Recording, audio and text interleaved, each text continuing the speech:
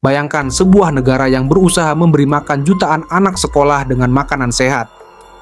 Tapi terjadi perdebatan tajam di ruang publik karena program itu dipandang memotong anggaran pendidikan. Inilah polemik yang meledak di media sosial setelah Wakil Menteri Haji dan Umrah, Dhanil Anzar Simanjuntak, mengatakan bahwa anggaran program makan bergizi gratis (MBGE) tidak memotong anggaran pendidikan dalam APBN. Pernyataan ini langsung dibanjiri ribuan komentar netizen, dan kontroversi justru makin besar.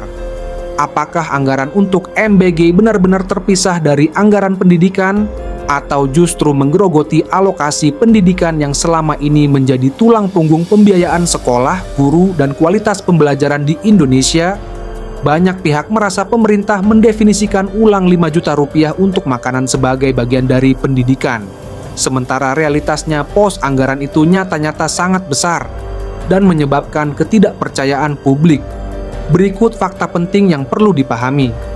Dhanil Anzar menyatakan bahwa MBG tidak diambil dari anggaran pendidikan, melainkan berasal dari hasil efisiensi anggaran negara, seperti pengurangan perjalanan dinas dan pos-pos lain yang tidak pelayanan publik langsung.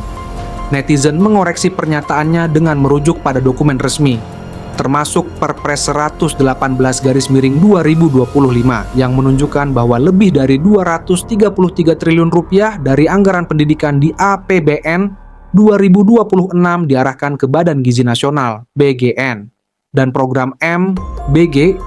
Di Mahkamah Konstitusi juga muncul persoalan bahwa menurut pasal 22 ayat 3 UU APBN 2026, pendanaan operasional pendidikan termasuk program makanan bergizi, sehingga memunculkan gugatan yang menguji konstitusionalitas pasal tersebut terhadap UUD 1945.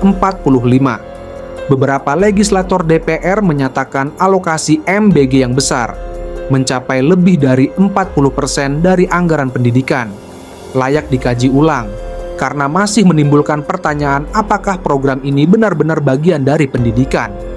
Secara teknis, perdebatan ini sebenarnya bukan sekadar tentang mana angka yang benar atau salah, tetapi tentang definisi anggaran dan prioritas nasional. Pemerintah ingin menempatkan kesehatan gizi sebagai bagian integral dari pendidikan, karena gizi yang baik berpengaruh pada kemampuan belajar anak.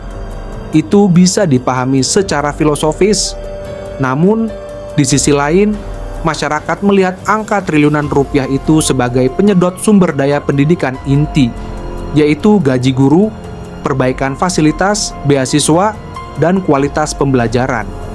Ini bukan sekadar soal makanan di piring, tetapi tentang kualitas pendidikan secara keseluruhan. Ketika mayoritas anggaran pendidikan tampak teralihkan ke MBG, netizen merasa bahwa diskusi pemerintah dan publik tidak berada di frekuensi yang sama. Jika definisi pendidikan diperluas sampai mencakup makanan, maka hampir semua hal bisa diklaim sebagai pendidikan, yang mengaburkan prioritas dasar sistem pendidikan nasional itu sendiri.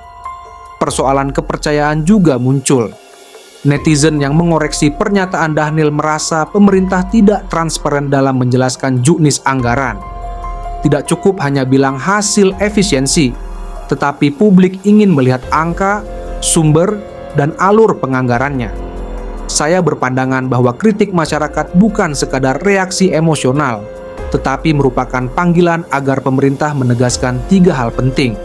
Transparansi lengkap anggaran. Jangan hanya narasi, tetapi detail angka dan sumbernya. Definisi yang konsisten tentang apa itu anggaran pendidikan yang sesungguhnya. Prioritas yang jelas antara belanja di sekolah dan program sosial kesehatan yang diklaim pendidikan. Program MBG bisa jadi strategi jangka panjang yang baik bagi gizi anak, tetapi tidak boleh membuat anggaran inti pendidikan terpecah tanpa kejelasan mekanisme. Pemerintah harus menjelaskan secara rinci alokasi anggaran dan justifikasi ekonominya agar publik tidak menilai bahwa program ini adalah ambil dari pendidikan.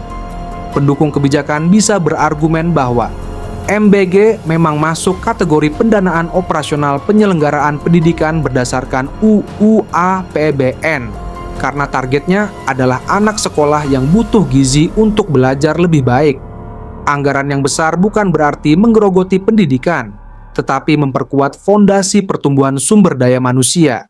Selain itu, jika EMBG terbukti meningkatkan kesehatan dan prestasi belajar, dampaknya bisa positif jangka panjang. Ini poin yang valid jika pemerintah dapat membuktikan efektivitas program lewat data statistik dan hasil pendidikan. Tanpa bukti empiris yang kuat, logika ini akan sulit diterima publik.